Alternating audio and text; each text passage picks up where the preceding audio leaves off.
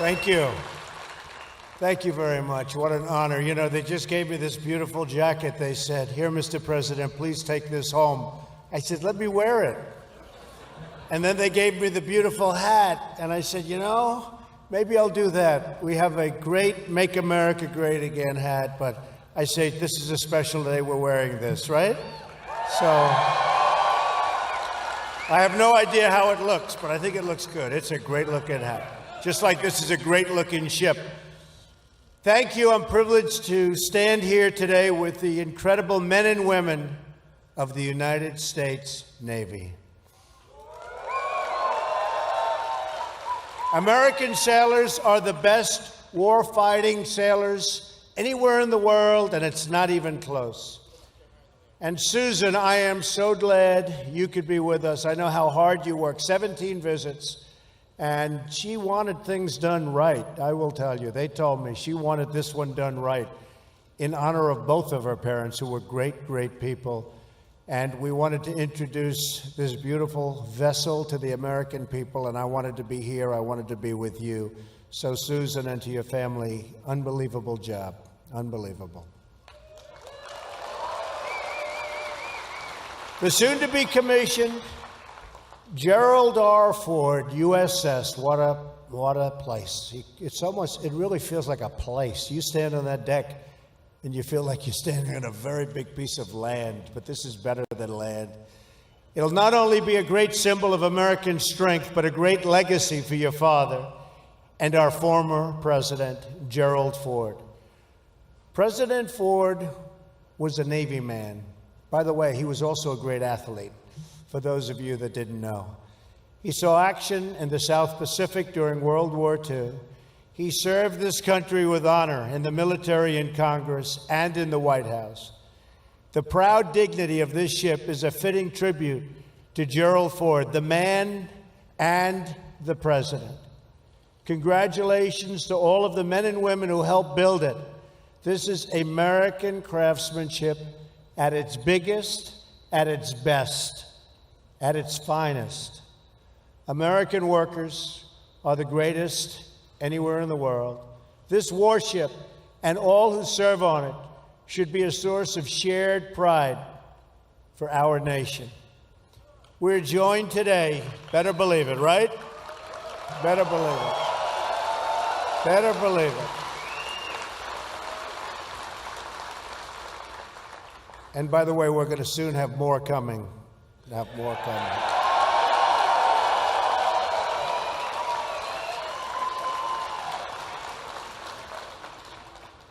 We are joined today by General Mattis, now Secretary Mattis. Where is he?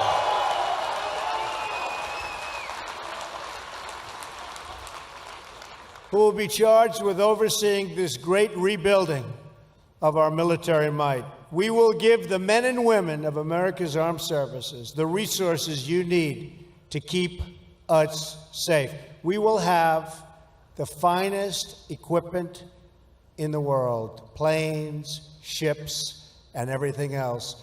We are going to have, very soon, the finest equipment in the world.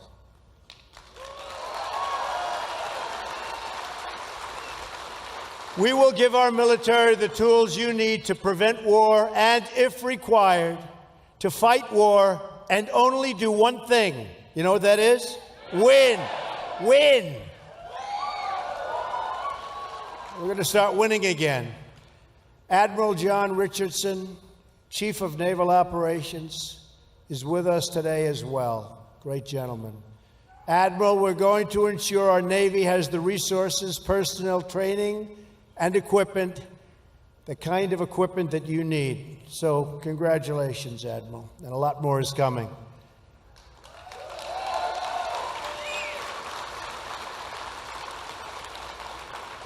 Let me congratulate Captain Richard McCormick, Commanding Officer of the Gerald R. Ford. This ship will make an extraordinary addition to the fleet, like no other.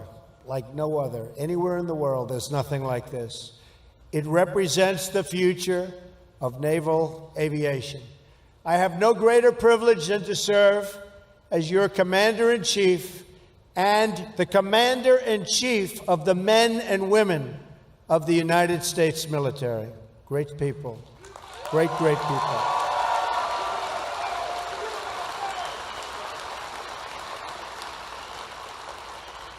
I salute you, and I salute our sailors.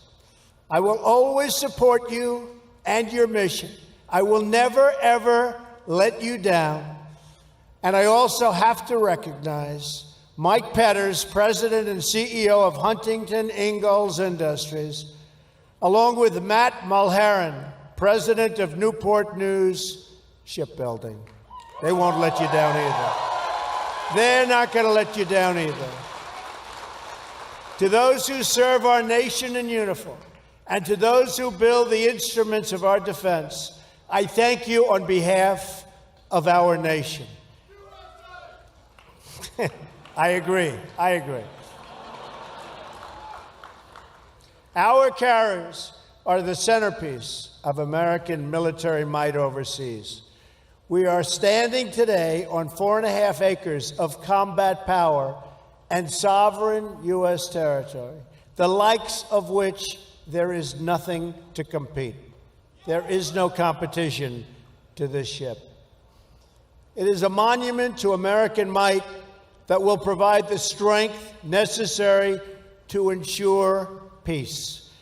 This ship will carry 4,500 personnel and 70 aircraft and will be a vital component of our defense.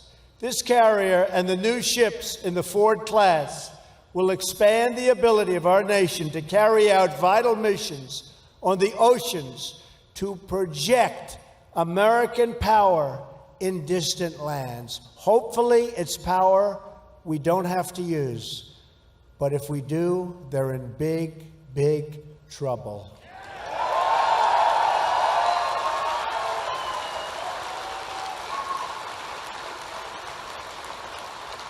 This great aircraft carrier provides essential capabilities to keep us safe from terrorism and take the fight to the enemy for many years in the future. The great Admiral Nimitz, who commanded the U.S. Pacific Fleet through the Second World War, once said, "It is the function of the Navy to carry the war to the enemy so that it will not be fought on U.S. soil." True. And it was under Admiral Nimitz's command 75 years ago this June that the Navy did just that.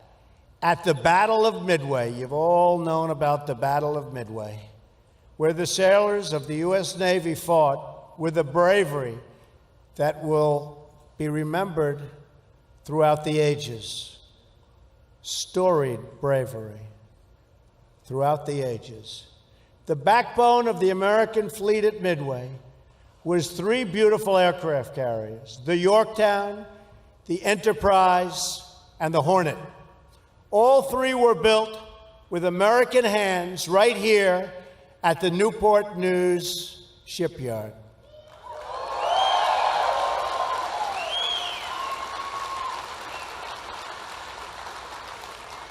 At Midway, America was greatly outnumbered by, a lot.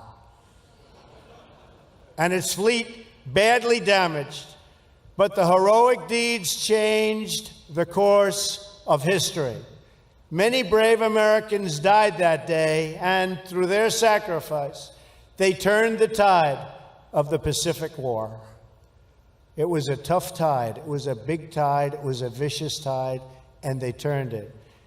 Countless other Americans in that war, some of them parents and grandparents to people in this room today, came home thanks to their very heroic deeds. The sailors at Midway are part of a long line of American heroes, an unbroken chain of patriots from each generation to the next, who rose to defend our flag and our freedom.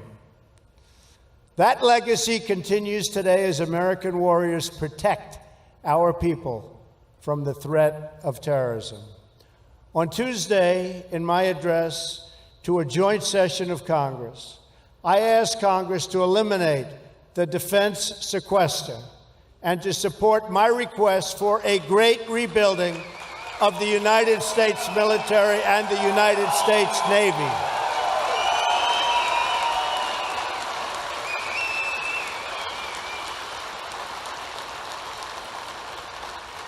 After years of endless budget cuts that have impaired our defenses, I am calling for one of the largest defense spending increases in history.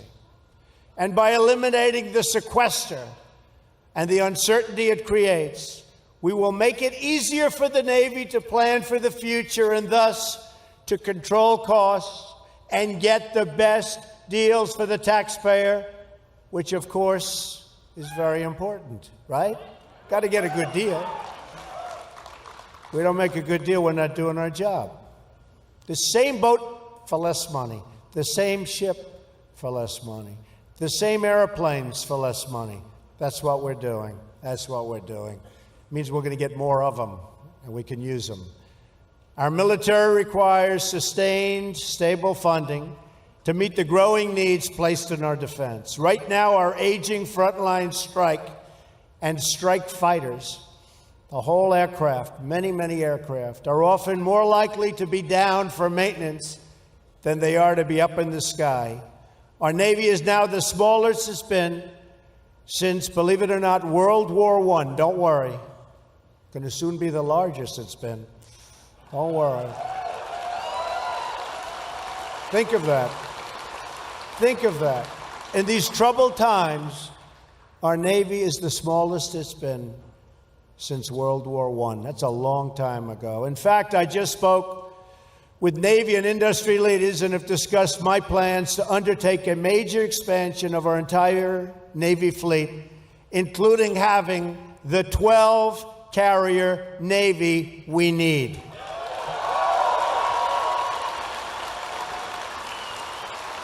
We also need more aircraft, modernized capabilities, and greater force levels. Additionally, we must vastly improve our cyber capabilities. This great rebuilding effort will create many jobs in Virginia and all across America, and it will also spur new technology and new innovation.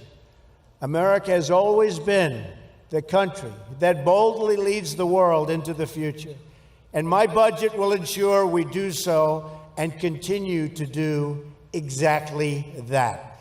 American ships will sail the seas. American planes will soar the skies. American workers will build our fleets.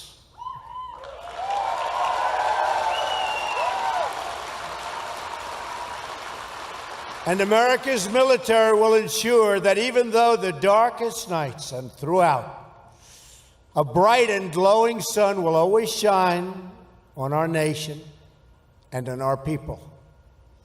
Our Navy is great. Our Navy is great. Our people are great.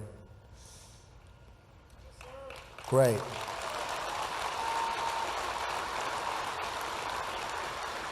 Our republic will meet any challenge, defeat any danger, face any threat, and always seek true and lasting peace. May God bless our military. May God bless our Navy. May God bless the wonderful Gerald Ford family. And may God continue to bless the United States of America. Thank you very much.